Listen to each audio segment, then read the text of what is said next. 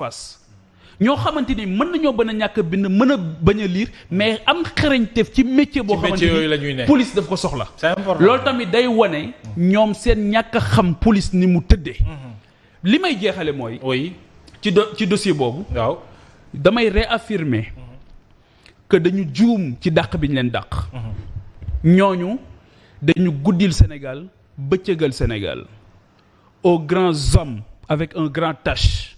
la nation reconnaissante ñooñu njukkal lañ leen ameel mais ameeluñ leen tey génn leen ñu nekk ci guddi gu bët setagul te gis naa ci ñoo am na ci koo xamante ni ci ñi ma dalal xam nga lu mu jàng maths physique informatique xam nga lan moo tax mu dellu bi mu fa mu nekkoon di liggéey bi ñu defee appel à candidature bi dafa bàyyi liggéeyukaay bi mu doon liggéey ndax amour quand même ci métier pour la police. dégg naa certains amoon nañu sax CDI. mais bien sûr te fa ñu nekkoon. mais bien sûr foofu moom la ñu bàyyi dem police. Oui. donc cela veut dire quoi cela veut dire que booy sol tenue kenn waratul tudd contrat bi gën a mag mooy risque bi nga jël ay at mën cee ñàkk sa dund saa boo xëyee suba ba ngoon jot. très bien alors loolu amour de la patrie la. ay patriotes lañ yoo xamante ni yu mag la beneen bi aussi mooy dégg naa ñuy wax ay récupération politique mooy ñi nga xamante ni ñiy wax récupération politique ce sont les gens qui ont passé leur temps à faire des récupérations politiques ñun nekkuñu ci récupération politique dañu am sensibilité pour ay sénégalais yoo xamante ni tey fañ nekkoon di liggéey dañ leen arrêté teg leen doole de façon injuste de façon inhumaine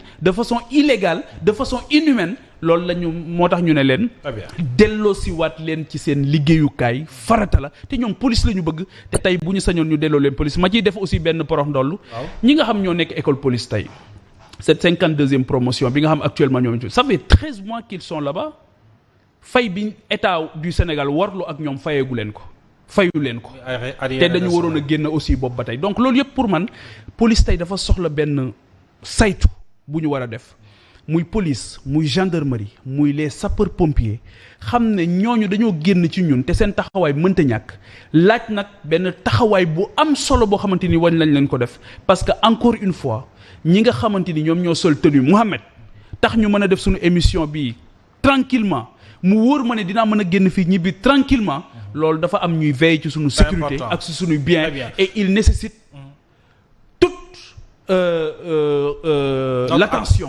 l'attention oui. Du peuple sénégalais. Très bien alors et surtout des autorités. ci interpellation yooyu ci assemblée nationale revenir nga un tout petit peu sur ce qu'on appelle la liberté d'expression gis nañu taxawaay bi nga am sax ci sunu naataango Simon Faye ñu di la ci jaajëfal en tant qu'honorable député alors ba nga soulever mbir mi dégg nga tontu lu ñu ci tontu itam. ndaxam mën nga ci dikkaat. waaw foofu tamit maa ngi ndokkeel encore une fois Simon di ko jaajëfal ci fête bi ñu génn nii. heureusement que dem na passé fête bi ak njabootam. taxawaay boobu ma am keroog moom laa waroon def en tant que journaliste. boo xamante ni jël naa risque yu bari dans la pratique de ce métier. waaw jël sujet yoo xamante ni wax dëgg yàlla dama ko doon def au nom de la vérité.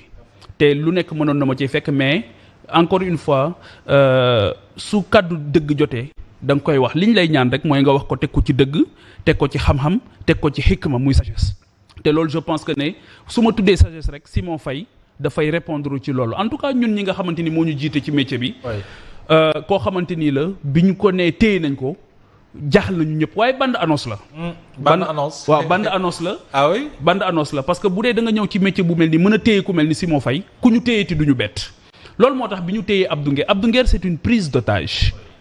doon nga ko jàppee. bien sûr prise d'otage. Abdou Nguer deful dara ci kaso bi dañ ko jaay doole. deful dara ci kaso bi.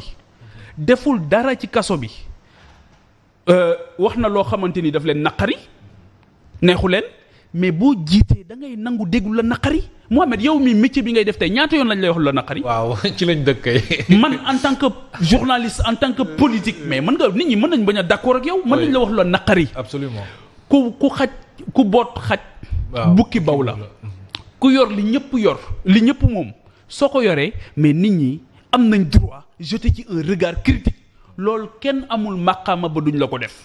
donc encore une fois je pense que ne man je demande sa libération prise d'otage la Abdou Nguer et malheureusement pression bi président de la République wax ne nañ ko def ci justice premier ministre réaffirmer ko ne nañ ko def ci justice à l'Assemblée nationale moo nekk di porter ses fruits moo tax keroog bi procureur Ibrahima Ndoye di wax ne ba ci yàgg mu ne nous ne sommes pas des prédateurs ma ne ko attention buggoo ko doon waaye bëgg nañ la ko def bu ko nangu buggoo ko doon waaye bëgg nañ la ko def bu ko nangu loi bii ñuy wax ni la loi interprétative seetlu nga keroog bi ñu waxee ba pare ñaata minutes la Ousmane Diagne wax 10 minutes et poussière su ma juumut lan la wax dane li Amadou Ba wax doyloo naa ko waaye yéen dafa mel ni justice bi jaar yoon mu gaaw moo leen gën a yitteel ci mu jaar yoon. il a évoqué ci lenteur yi ñu ko doon. parce que keroog dañu dal ci kawam. ŋàññi ko. et c'était pas la première fois. c'était pas la première fois. et c'est l'occasion pour moi de vous demander naka nga koy jàngatee lenteur bu ñuy wax. sur la justice. déggoo premier ministre keroog dama ne ko dama ñeewantu sa ministre bi di Ousmane Diagne. waaw parce que nit ñi am nañ ci moom yaakaar. pression bi ngeen koy teg ni yàlla na bu mu antu. parce que amu leen droit teg ko pression moom mu ne fanweeri at ak juróom-ñett def naa ko ci magistrature mais musuma nangu ñu teg ma pression. musuma nangu ñu teg ma pression kon du ma ko tege tey.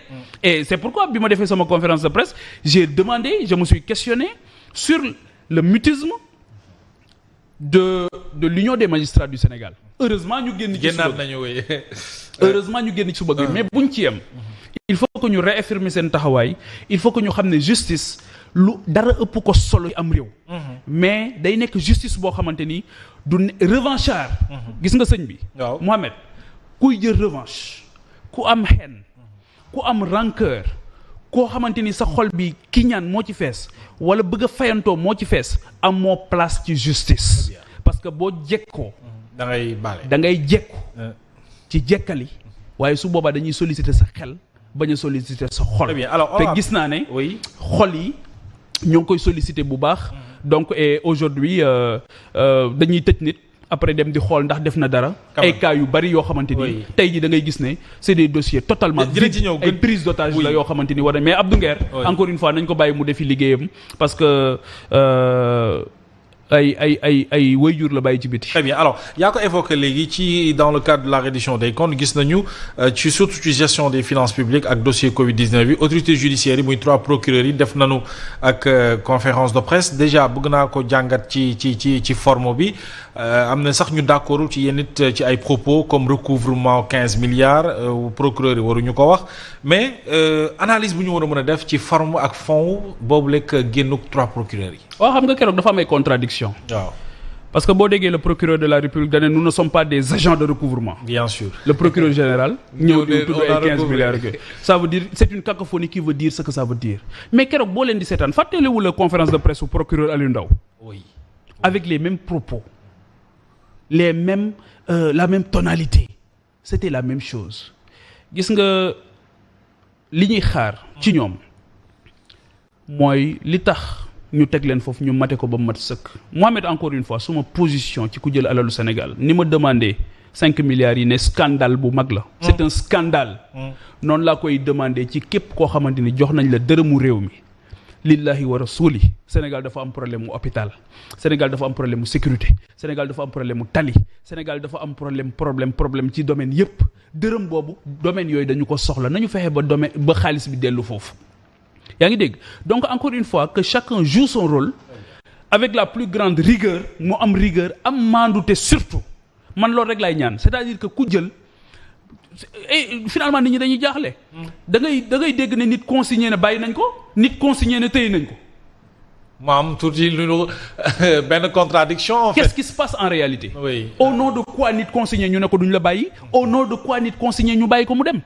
Très bien. ak koo mën a doon donc il faut qu'on soit logique.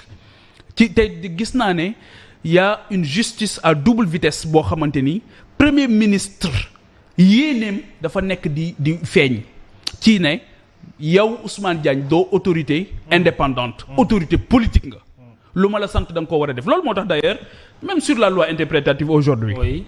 nga xam mooy ay di jàmbat pour man ça interpelle la démission du premier ministre c'est aussi simple que ça c'est un désaveu parce que ñaata énergie lañ ci mobiliser ñaata compétence lañ ci mobiliser ñaata lañ ci mobiliser et au finish sa lan la jur. da nga jàpp ne yemul woon rek ci initiative wu le député Amadou Ba numéro 2. non dépassé na ko. ba ci premier ministre ba ci président de la République. non pas du tout yow tamit pas du tout. non pas du tout. dépassé na loolu non pas du tout pas du tout mais am na réew yu doon le premier ministre qui est le principal instigateur. dafay day remettre son kii. son tablier. Exactement. Alors c'est aussi simple que ça. C'est ça ñu ñëw ci député Guy Marius Sagna sa naataango moom it évoqué na waat loi organique bu haute cour de justice en tout cas pour souhaiter que l'ancien président du Sénégal soit jugé pour des faits susceptibles de relever de la haute trahison dans le cadre de l'exercice de ses fonctions. J'ai envie de dire assemblée moom xam naa ne 15e législature bi bëri ngeen liggéey torop entre convocation ci commission yeeg plénière yi énormément de choses ma nga fay xew. Alors cette initiative de l'honorable député Guy Marius Sagna en tant que honorable député naka nga koy jàngatee yow it. xam nga ki ñu woo koo xamante ni dafa yoroon Sénégal fukki at ak ñaar la. 12 ans. Tey jii député bi dafa am mandat des populations su jàppee ne moom. mandat boobu daf ci bokk mu laaj ñu wax président Macky Sall li ñu ko dénkoon c'est aussi simple que ça donc c'est un non-événement. Mais allant jusqu'à peut-être vouloir inquiéter un ancien président de la République pour ñu war ko mën a juger bu fekkee lan koy toppee. mais dara beesu fi mais dara beesu fi ci wàllu haute cour de justice mais Pape loolu du précédent dangereux. ci un président de la République. mais dara beesul y a des gens qui ont voulu à ce que bi Abdou Diouf demee am na ñu bëggoon ñu traduire ko en justice. Oui. bi Abdoulaye Wade demee am na ñu ne woon Wade lañ soxla sax.